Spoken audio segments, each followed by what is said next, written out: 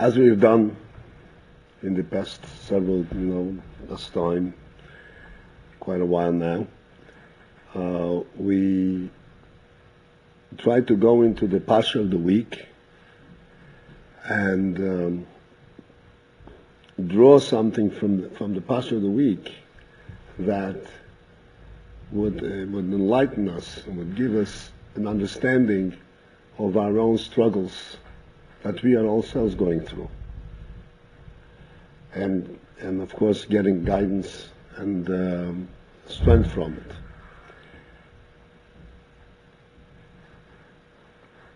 This Parsha,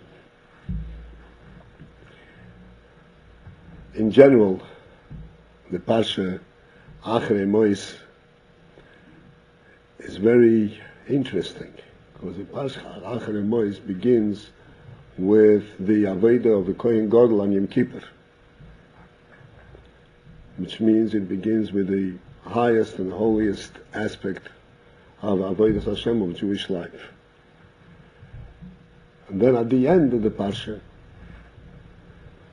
towards the end of the Parsha, the whole discussion in the Parsha about the immorality of Mitzrayim, the immorality of Canaan,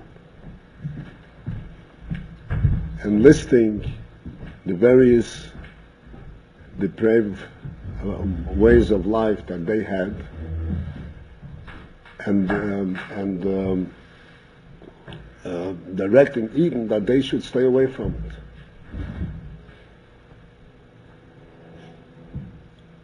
It seems to be sort of a very huge spread, a very huge dichotomy between the beginning of the Parsha talking about Yom Kippur and the latter part of the Parsha talking about depravity.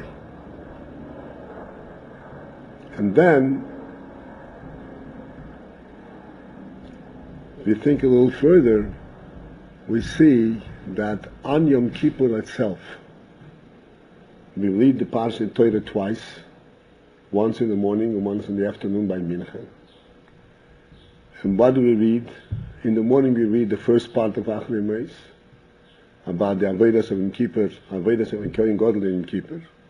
And in the afternoon, in Mincha, we read the other part of Achrey Mois, about, in fact, the depraved ways of the Mitzrayim and of the Canaanim, and how Eden should stay away from it. On Yom Kippur. It seems quite odd. At the time when Eden are like Malachim, right, all dressed, put on the kittles, we above the world, we fast. We're not involved in the world at all. And that's when we start talking about this.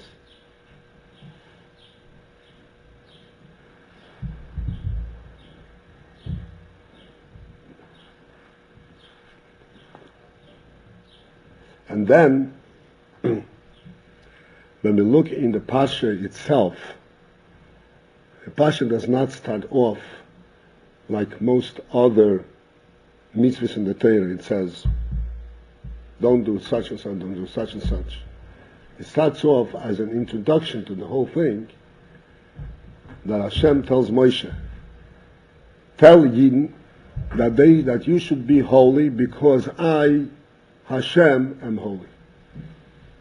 That's the introduction to this Parsha. It seems that holiness, especially godly holiness, especially as it translated in Yom Kippur and in Kohen Gadol, and is not, it would seem not necessary to employ holiness to protect against depravity. Depravity is immorality. And yet the Torah says, no, these two are really interrelated. And the only way to assure, the only strength that you have to rise up from that is in fact to know that you have to be holy because God is holy. In other words, it's a holiness which is more holy than what's called the human holiness. It's a holiness that uplifts us to a higher level of holiness because of our connection to Hashem.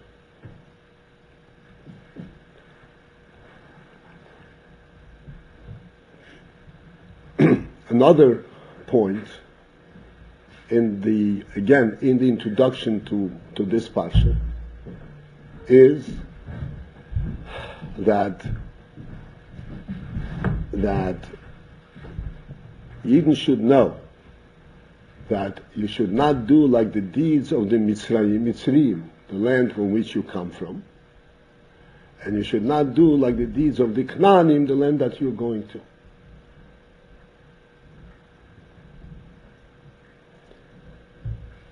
So then again, what is the significance of that?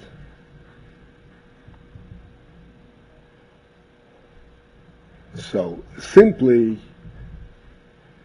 the Mefarshim say that the relationship there is simply in the fact that since you lived in Mitzrayim and you're going to be in Canaan and you will be exposed to these things, so be careful, remember that you are holy, you should not fall into this trap. But actually, or in addition to that, there is a deeper and more direct implication in this.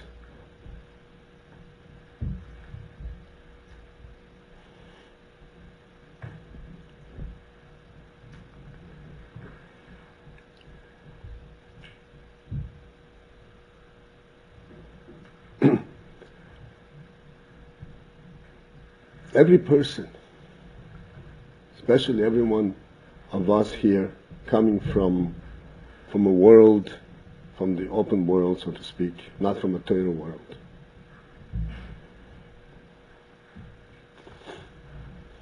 Coming to the Torah world, having having to go through a difficult struggle of understanding what the Torah world is about, to start with, and then to overcome all the habits and all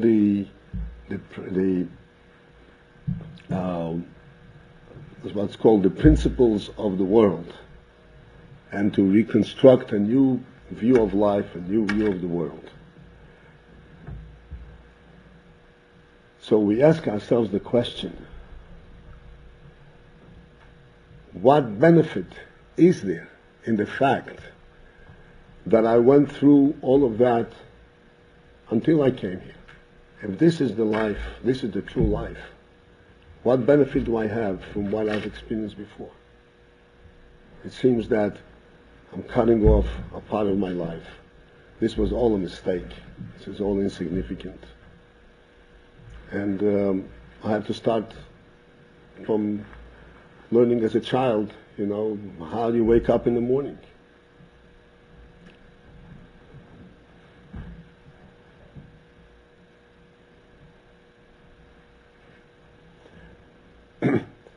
And here the Torah explains to us that we should understand that every experience that Hashem puts us through, whether it be the fact that Eden were placed in Mitzrayim, and Rashi explains over there that the Mitzrayim, in the place where Eden lived, were the most immoral, the most depraved people. And that's when Hashem put the Eden. Hashem could have put the Eden in a place where it wasn't so depraved, if they needed to be in Golus. And in fact, this is where He placed them. What do you mean? Depraved, low, immoral. And then He takes us out of Mitzrayim and brings us towards Canaan. Again, Rashi says that they were the most depraved, and the lands that Eden had to occupy were amongst even the Middle Eastern lands, nations, they were the most depraved of them all. And that's where Eden are going to be placed.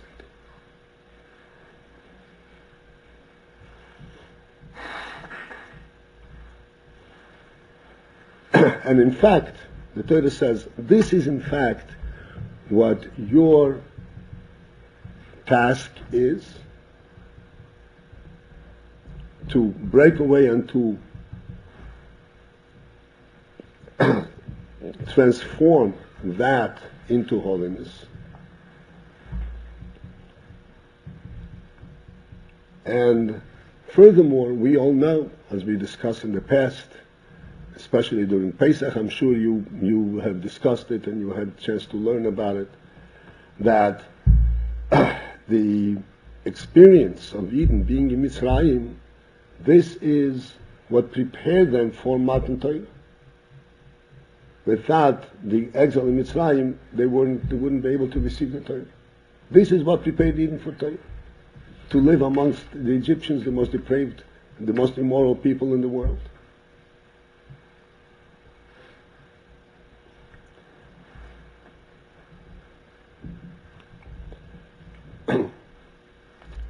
So what is the explanation of all this?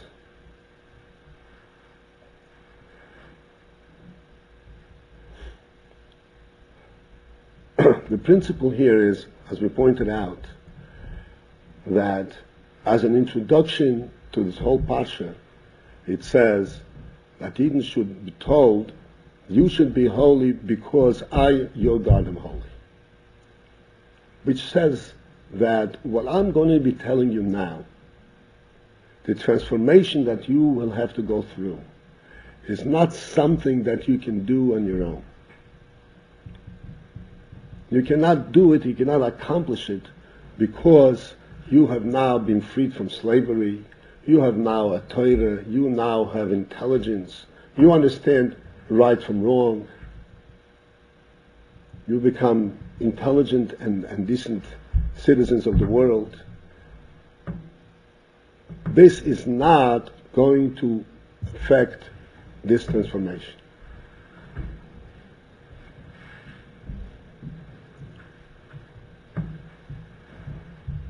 What is going to affect this transformation is only one thing. Only if you recognize, if you understand, and you relate to this principle, that your holiness,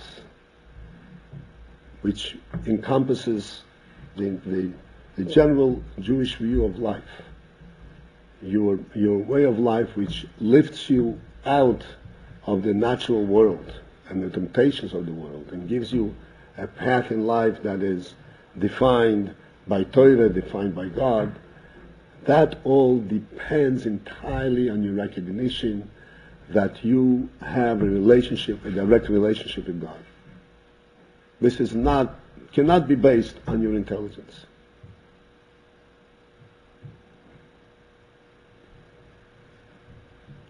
You have to employ this power, this force that comes from a completely different source. From God directly, not from your intellectual powers.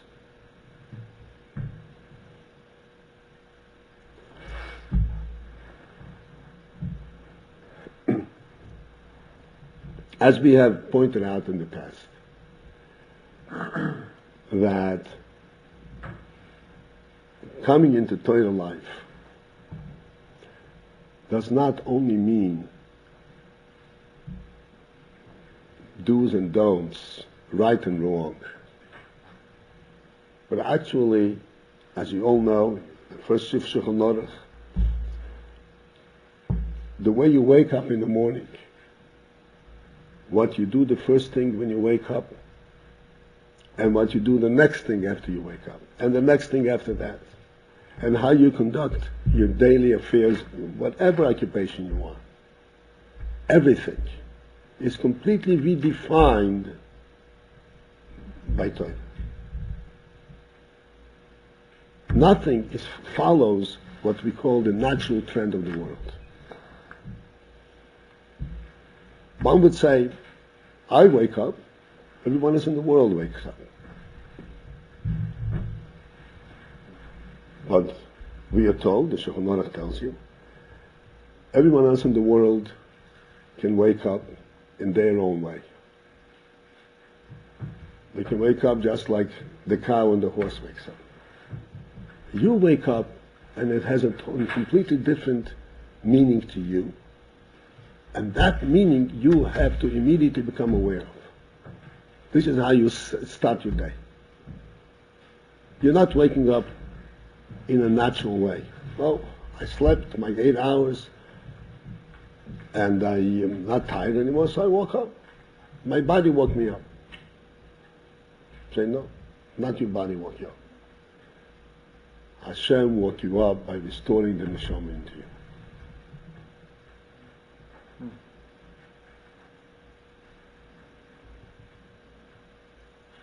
And from this starting point, wherever you touch, wherever you go, the Torah gives you a definition of all that is going on.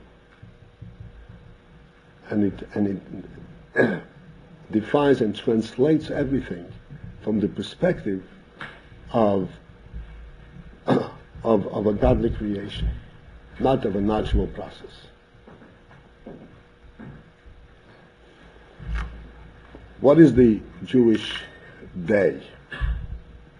He wakes up in the morning, the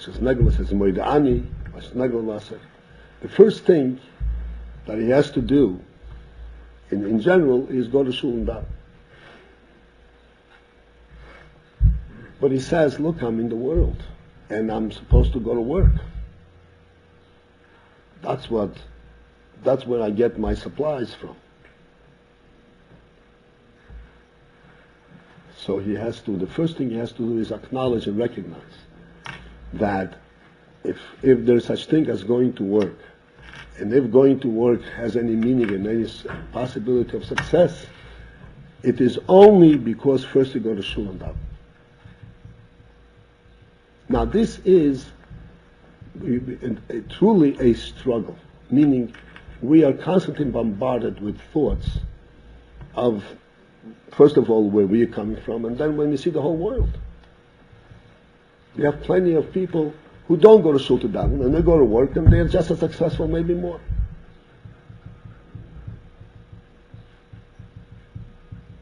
So therefore, this is not something that's substantiated by our worldly observation. But this is the Jewish life. This is the way we are taught to conduct our life. This is the way we relate to our daily life.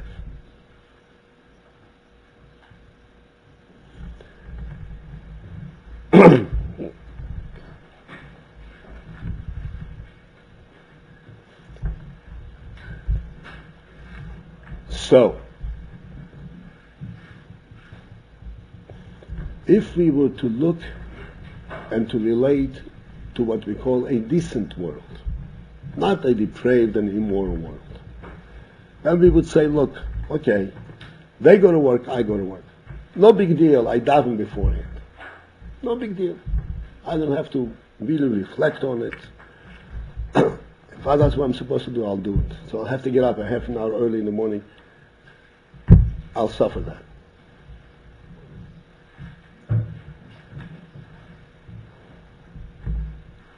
But then the Torah tells us, you should know that what you're playing with is an entirely different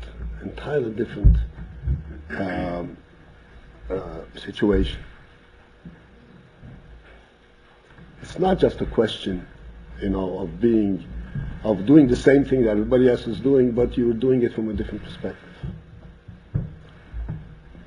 You have a world like Eretz Mitzrayim.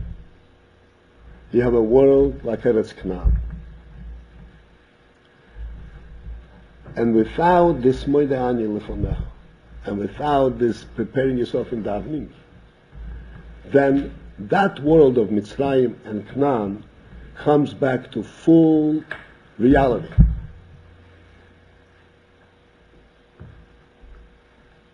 Because that's where you came from. You fall right into the world itself. And you're not guaranteed at all that you won't fall back into the mentality and the as I said, the principles, the chukim of the Mitzrayim and the Canaan. No guarantee whatsoever. Why? Because from a worldly perspective, this is the natural world. the only thing that keeps Eden on the pure state and allows them to kind of walk between the drops and not be affected, not be drawn in, is only when they actually stay a notch above, where you do not relate to the world as its own reality. And you say, just like the Gemara says that a Yid goes out to the field to plow and to sow. So he's doing what everyone else is doing. The Gemara says, no, he's not. He's not doing what everyone else is doing. It's the Gemara. But he goes out to sow because it says in the Torah you should plow and sow. And he goes out to sow not because he says, oh, the earth naturally produces produce. If I throw the seed in, it's going to grow. No, that's not the way he looks at it. The expression in the Gemara is, Ma min b'chei ha'olamim v'zoraya. He has trust and he believes in the life of the world, in God who gives life to the world. And that's why he is there. That's why he sows. He does not seek, as we discussed in one time we fast, he does not seek to derive his chayus, his sustenance from the seed, from the produce. He wants his sustenance to come directly from Hashem. But Hashem told him, this is the means by which I'm going to give you chayus. And that's why he's sowing it. He doesn't ever fall down into the trap of the natural world as such. Even though he employs it completely, he does everything in it. And yet he still floats around top.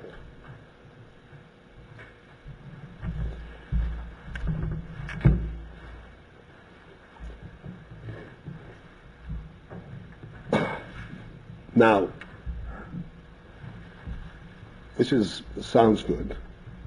The question is, why expose the Eden to Mitzrayim?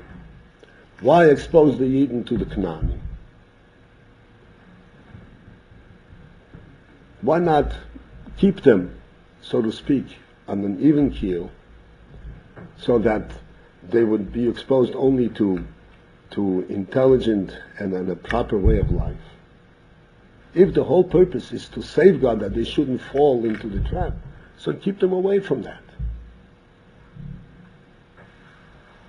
And then they will lead normal human lives.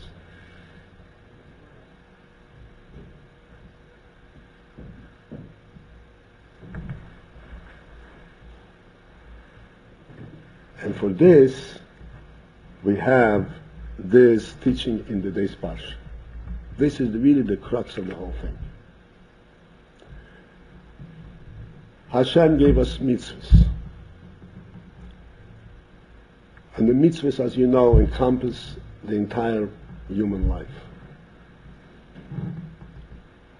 As we said before, how you behave on a continuous basis, how you daven, how you learn, and so forth.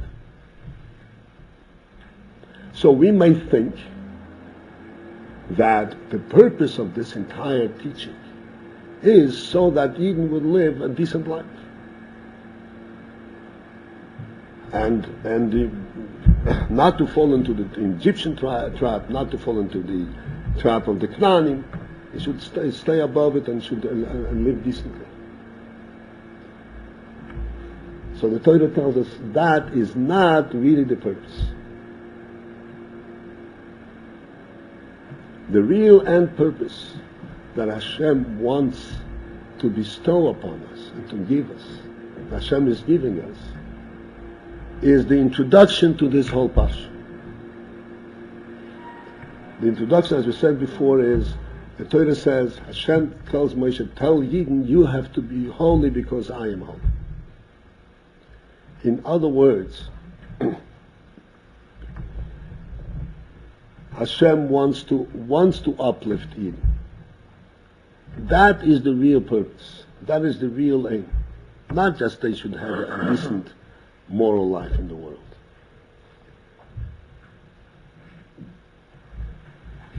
He wants that Eden should recognize clearly and directly the godly presence in the world, and the godly presence in their own lives. That is really what the whole process here between Hashem and Eden. And thus, in order to bring Eden to recognize this inyan, the principle of godly holiness, Hashem has put them into Mitzrayim and has put them into Canaan and has exposed them to every depravity the world has, so that they will then come to recognize that there is absolutely no way to break away from it except by connection to Hashem. You can't lead a normal and natural human life and not fall into this trap. And therefore this kind of forces the issue and brings out by the Eden this deeper recognition that they want to be holy just because Hashem is holy. One would ask, Hashem is holy. How do I come to Hashem's holiness? Hashem is holy, but I'm not holy.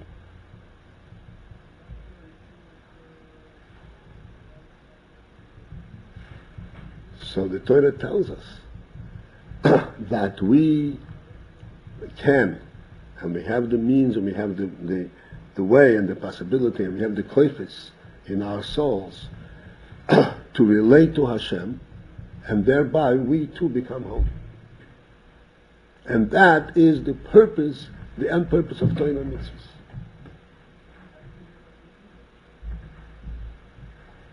Not just to give us a decent way of life.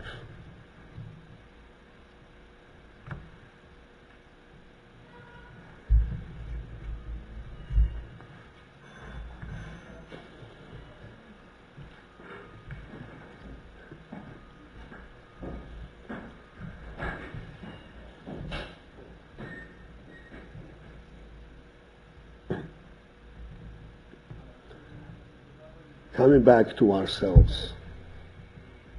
This is what we learn in this parsha.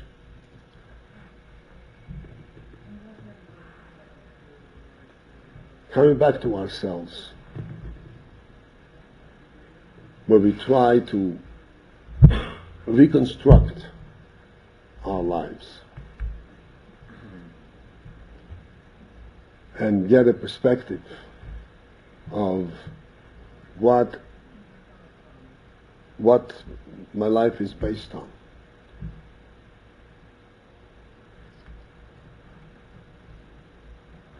One of the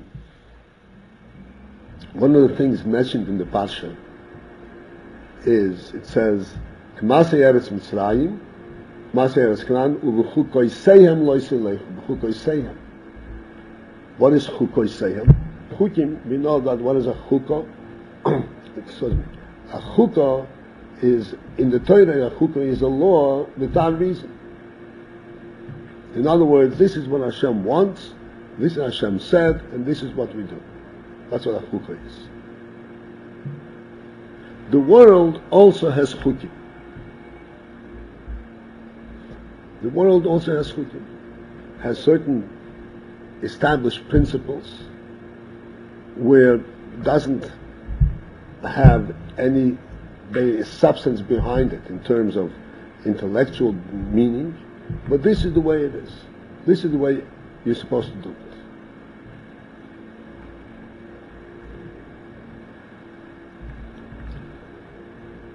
Where is this type of a chukah? Where does this idea come from? That this is what you're supposed to do, it doesn't have to have a reason in the world.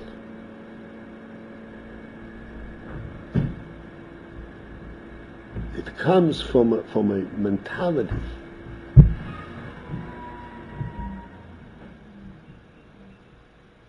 that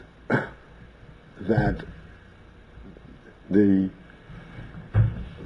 Rashi brings down what are the chukim, for instance, what chukim are we talking about? So the Gemara says many different things. One of the things that are mentioned is the places where they get together to watch animals fight.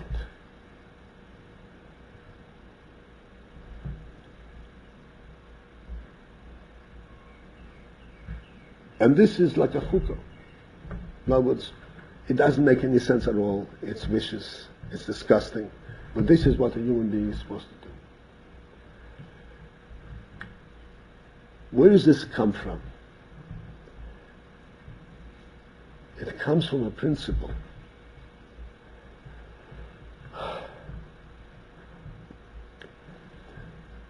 that the metzius of the world does not need a substance, does not need a reason. It's real in and of itself. The exact opposite of godliness. Well, godliness says that the world is a created being, created entity, and it has to have a purpose and a reason. When one falls away from that, then he attributes to the world itself a reality that is beyond reason.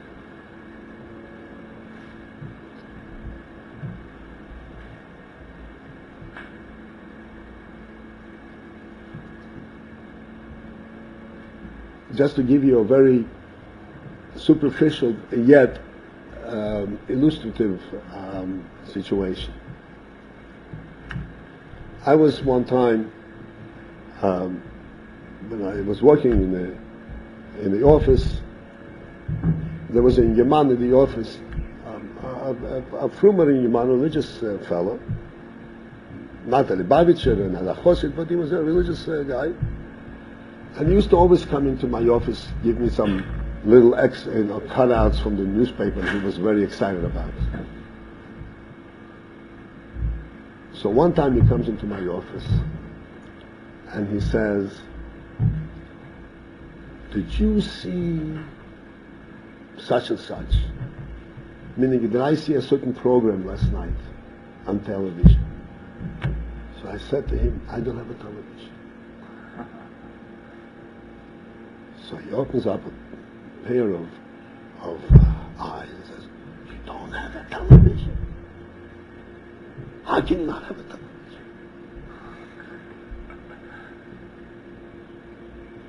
Okay. I said, "No, I don't have a television." So the conversation went on a little bit further, and then when he was kind of unprepared and not knowing where it's coming from, I said, "What do you think about television? Is it a good thing?" "Oh, it's a terrible thing. It's a terrible thing. It's a time waster. It's all nothing to nothing." So I said, "Why don't you throw it out the window?" "Oh, you can't." "How can you?"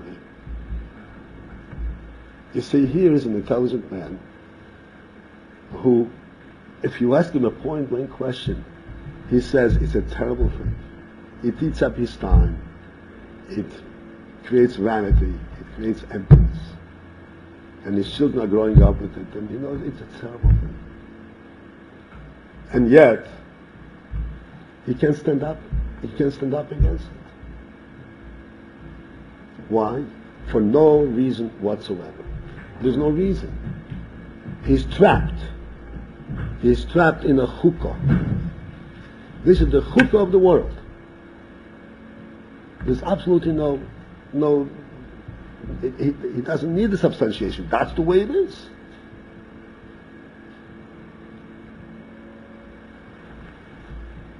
Hashem provided us with the means to untrap ourselves, to disengage from this kind of traps. That we should know that there is different chukkah, a completely opposite chukkah, a godly chukkah, that godliness is the real truth at the level where we don't have to understand it. It's not just what makes sense. We don't need to understand it. That's the level of truth and the level of presence of godliness in the world that we don't need to understand it. If God said, that's the end of it. Hashem gave it here with the means to unshackle ourselves from a worldly trap, from the chukim.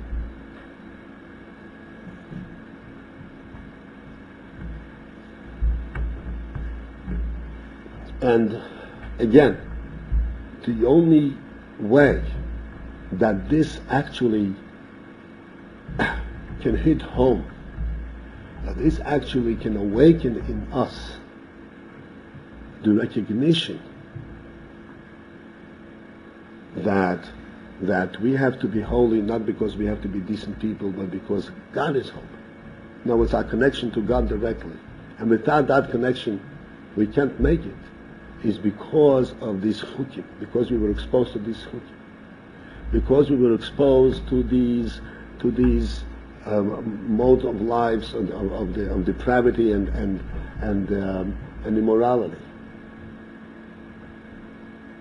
This is what brings home to us our own recognition that we have something that can counteract it. We have a neshama. We have a neshama that connects directly to Hashem, and we don't have to fall down to these things. We have a neshama that is as real and more real than the chukim of the world.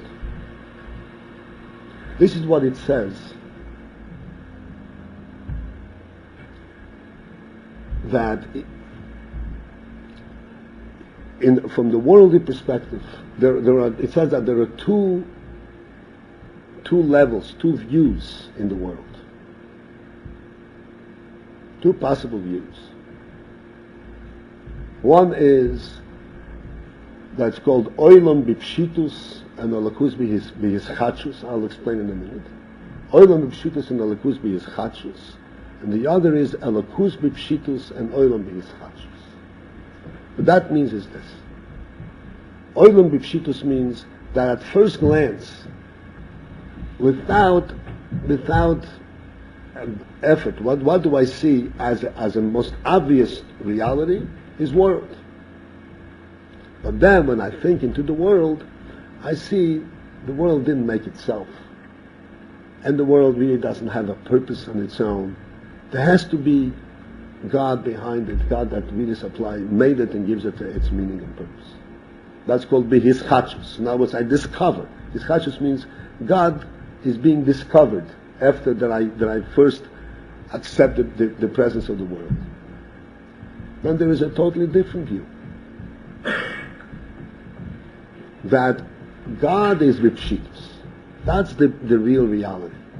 That's a reality that I can accept readily without any difficulty. World, for that I need proof. B'Yischachus, I need to discover that there is such thing as a world also. These two views are present in every one of us.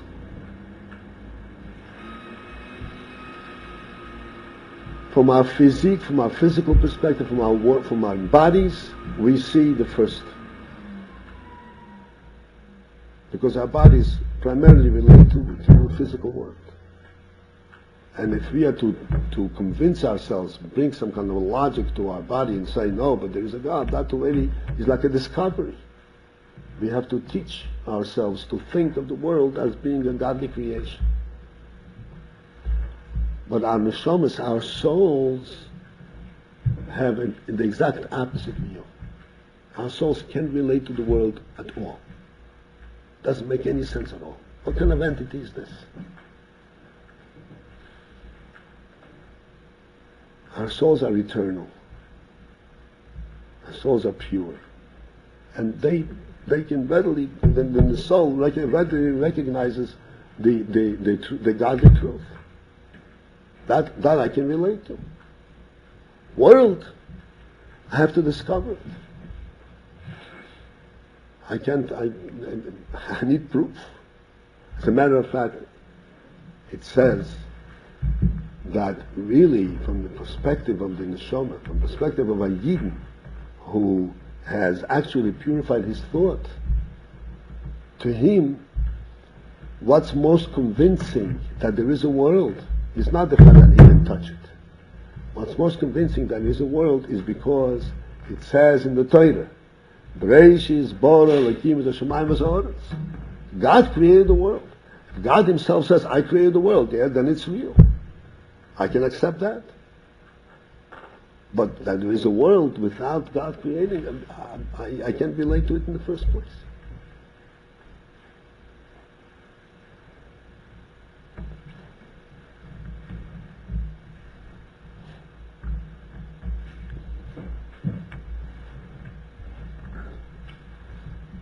So when we struggle with ourselves and we are trying to explain to ourselves that which we understood before we came to Torah in a totally different way, and we want to explain it, so to speak, that our physical logic, our human intelligence should be able to understand it. So the first thing we have to know is that actually the reason we see this truth is not at all because we have this logic that convinces us of it. We see this truth because we have a neshama. And the neshama can relate to godly holiness and godly truth directly. Doesn't need any proof. Doesn't need any explanations. Because we have that, this is why we can face the world. This is why we can uplift ourselves and go through the struggle, and eventually explain it to our it's called the Nefesh Abamis, to explain it in a way that we can understand it even on the world level. But the first thing is Kdoshim ti. Hashem gives us the power and says, you have to know that you are holy. Why? Because I'm holy. This is our primary strength.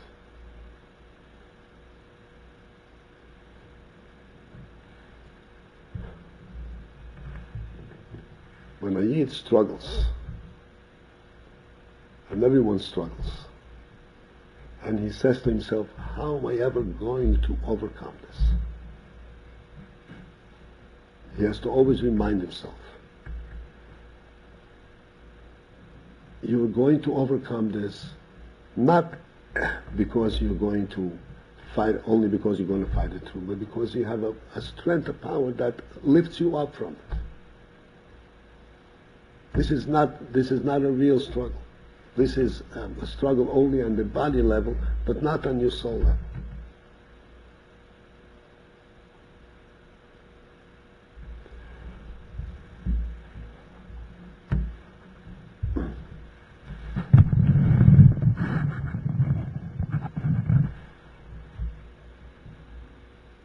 I believe I mentioned it one time before here, but it never hurts to mention again, and for clarity purposes. The Alter Rebbe in the Hagdoma, in the introduction to the second Chelek, to Shara Nichud V'Emunah, you know that it's printed in small lettering. It's called Hagdoma to Shara Yichud V'Emunah. This is also called Chinuch Koton. Chinuch Koton means a brief introduction to Chinuch, to setting up on a path of life. So the Alter Rebbe over there says that the Pasuk says, Sheva Yipil Tzadik V'Kom, that a Tzadik can fall down 7 times and he will always rise up again. So he says over there, what makes him rise up again? Not only what makes him rise up again, but what sustains him during his fall. And he falls down from his madrega. What sustains him? Why doesn't he fall all the way and crash? And the answer is, he says, that he's sustained by the chinuch that he received as a child. That's what he says over there. Sustained by the chinuch that he received as a child.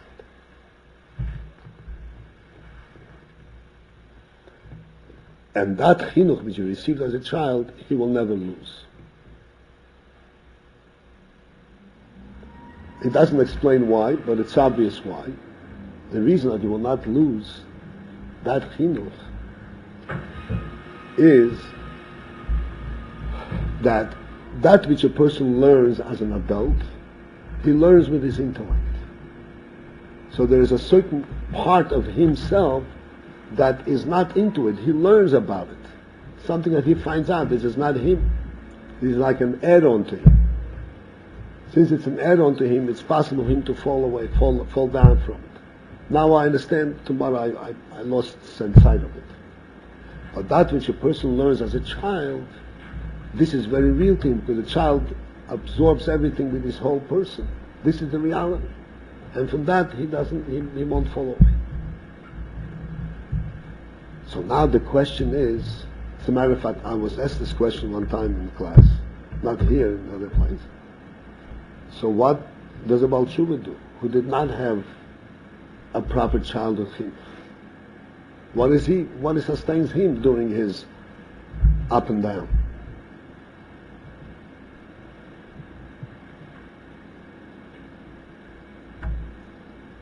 And the answer is very important. The answer is the following.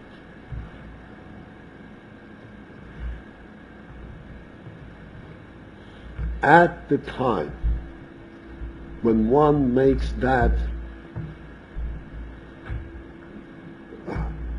dramatic decision to change one's life, to break away, to go out of Mitzrayim, go out of Canaan, break away from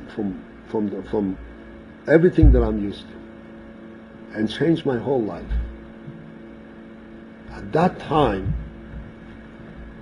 we see clearly as a child, what it is that we're rejecting and what it is that we're looking for. At that time, it's not intellectual, because intellectual and something that is just an intellectual argument will not make a person able to change his whole life. Oh, you're right, it sounds sounds good, but this is what I'm used to, this is my life. To change one's life, one had to have had a much deeper insight. And this insight, this clarity, is what sustains him throughout his life. Afterwards he learns more, and he learns more. But everything he learns, he's judging, a little bit he understands, a little bit he doesn't. But that he has a clear view. And he has to keep that view pure and straight in front of his eyes all the time. Where is this view coming from?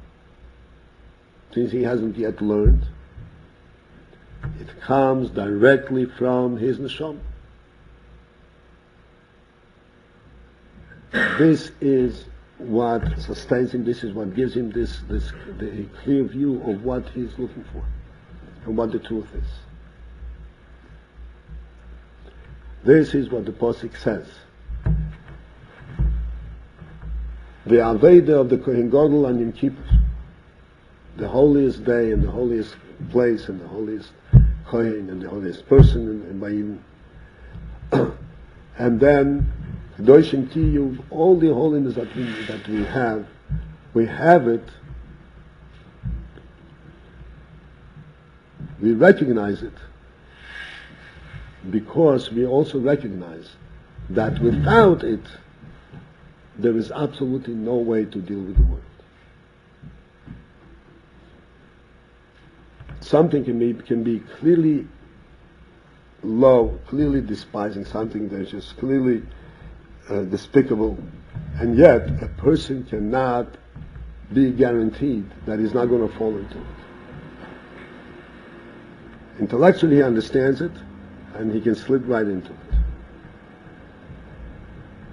What keeps us out, what keeps it's not only keeping us, I said, from morality, what is the real power, and where do we get this power? We get it from the neshama, and we get it directly from Hashem, because Hashem says, I am holy, so you be holy. So any time that as we're going through, as I said, through our struggles, through our ups and downs, we start questioning, where am I? And how am I going to make through it? How am I going to overcome this difficulty or that difficulty? We have to always remind ourselves of this one moment, this one principle. We are going to go through it not with our functioning koiches, with our seichel and midas. We're going to go through it because we have the ability to float right above it. And we connect directly with Hashem, and Hashem gives us, it sustains us. And then when we are above it, then we're able to deal with it and understand it. This is illustrated in the example of a drowning person, Rahman. Somebody, Rahman, is in water and he's struggling, he's going wild, he's drowning.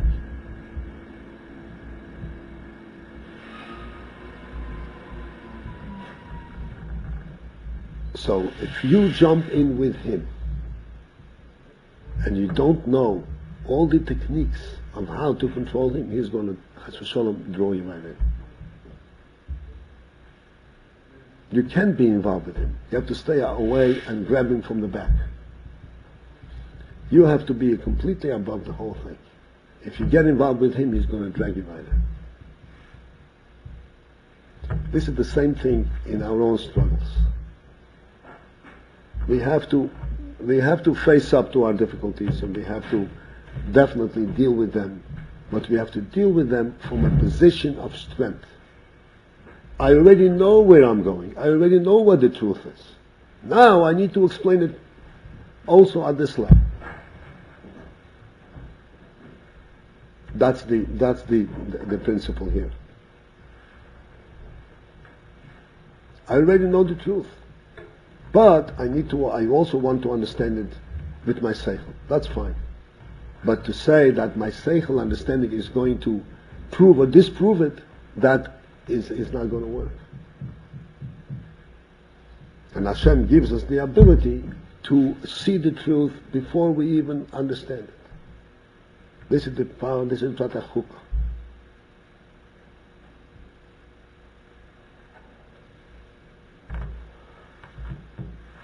So hopefully, understanding this, we will understand more clearly. And I want to explain to you, as I always point out, this is not uniquely applicable to Baal Tshuva. This is universal. Like we said before, the Alter Rebbe says even a tzaddik has to resort back to that which he already knows from before as a child. And if not for that, he would also fall down. We always have to resort back to a clear view and clear knowledge of what the truth is and how we perceived it in a pure way. This is what can keep us afloat in all situations and circumstances. Then we can start struggling with our mind, try to explain to ourselves and ask questions. There's no problem with that. But we have to ask the questions not while we are drowning, when we are safe on shore.